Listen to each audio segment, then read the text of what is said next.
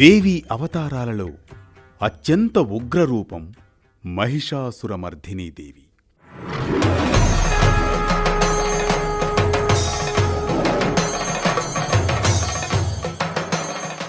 ఆశ్వయుజ శుద్ధ నవమి రోజున అమ్మ మహిషాసురమర్ధినిగా అవతరించి దుష్ట శిక్షణ శిష్ట రక్షణ చేస్తుంది.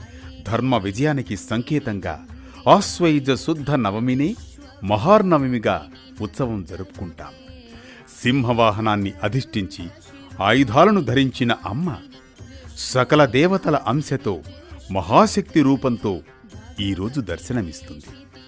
మహిషాసురుడనే రాక్షసుణ్ణి సంహరించిన అమ్మను మహిషాసురమర్ధినీదేవిగా పూజిస్తే శత్రుభయాలు తొలగిపోయి సకల విజయాలు కలుగుతాయి. ఈ అమ్మను పూజిస్తే సకల దేవతలను పూజించిన ఫలితం లభిస్తుంది. చండీ సప్తశతి హోమం చేయాలి.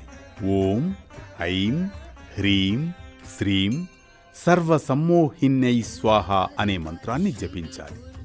కేసరి పూర్ణాలు నివేదించాలి. మహిషాసురమర్ధిని ఆరాధనతో భక్తుని జీవితంలో ధైర్యం, విజయం, శాంతి ప్రసరిస్తాయి.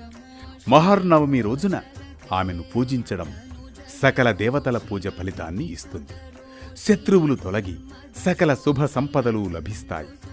ఈ తల్లి అనుగ్రహమే ధర్మ విజయానికి శాశ్వత సంకేతం.